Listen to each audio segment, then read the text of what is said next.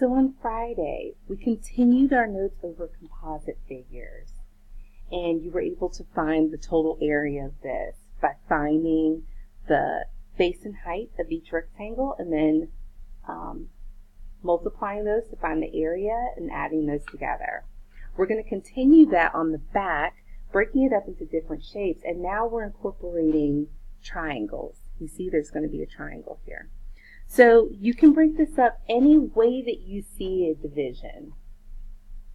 You can draw a line here, make this a rectangle going this way, and then draw a line here to make this middle part a rectangle. You could also break it up this way, draw a line here. But either way, you're still going to have a line here. So let's go ahead and make this triangle. And we're going to call this 1. It's just easier to keep up with the shapes if you go ahead and kind of number them. We'll just draw another line here. Make this 2 and 3. So now, let's look at what would be the base and height of each one. Sometimes you don't always have to figure it out. Sometimes they tell you.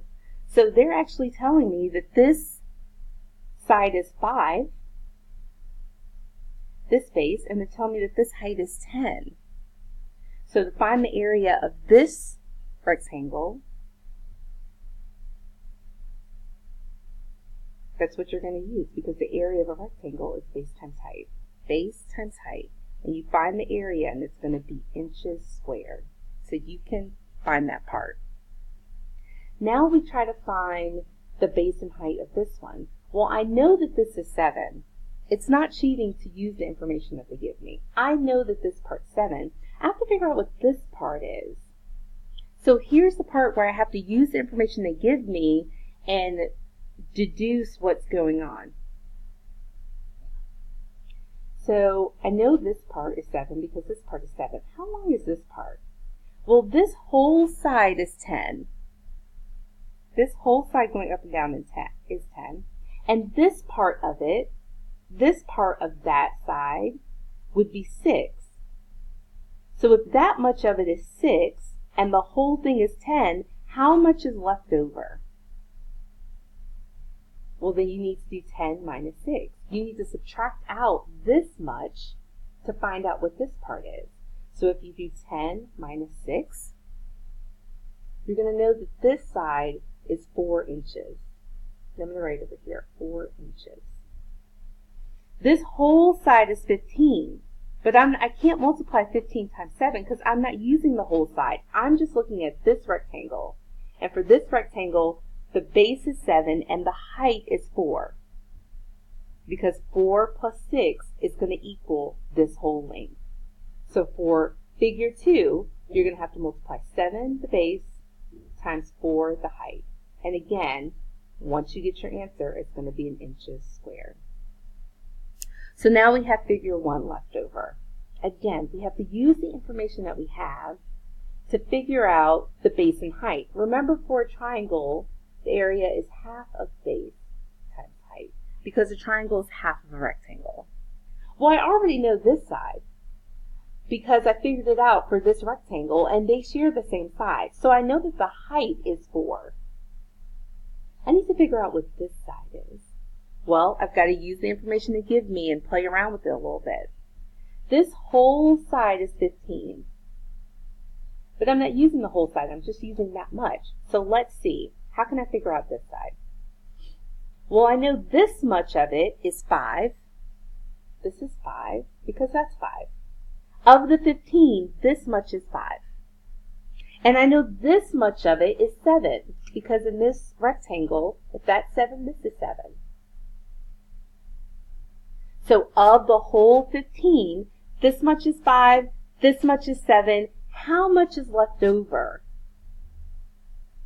So I'm going to have to add these two. 5 and 7 is 12. So this much of it is 12. What is left over? The whole thing is 15, and this much of it is 12. What's left over? You're going to have to do 15 minus 12. and then you'll figure out that this much is 3. So now to find the area of the triangle we made for shape 1, you're going to have to do half of base times height, which is half of 3 times 4. And what I like to do is I like to multiply the base times the height and then divide by 2. So once you finish that, again, this is all inches. Your answer is going to be in inches squared. So you need to finish this calculation, get the area of the triangle, do your calculation here, the base times height, get your area for this, and then do your calculation of your base times height, get the area for this, and then add them all together. Once you do that, let someone check your answer. Okay, now that you checked the last one, this is the last example you're going to do before you start to practice on your own. This one's pretty straightforward, actually, because it's kind of easy to see that there are 2 distinct shapes. There's a rectangle, and then there's a triangle. And if I draw a line to divide them here, then I'm just going to find the area of those 2 shapes. So you can use a ruler if you want to, but it's probably pretty easy just by eyeballing it to just draw the line. I'm not using the ruler to measure it. I'm going to use the information that they give me. I'm just using the ruler to make a straight line. Okay, well, again, I think it's easier if you kind of number the shapes so you keep up with the areas that you're finding. Let's start with figure 1. Figure 1 is a rectangle. The area formula for area of a rectangle is base times height. And I need to look and see if they gave me that information. Well, I know the base is 8. And I know the height is 5. So once I multiply those, I'm going to know the area of this shape. And I'm going to make sure my units are centimeters squared, because I'm multiplying base times height. Then I have this triangle.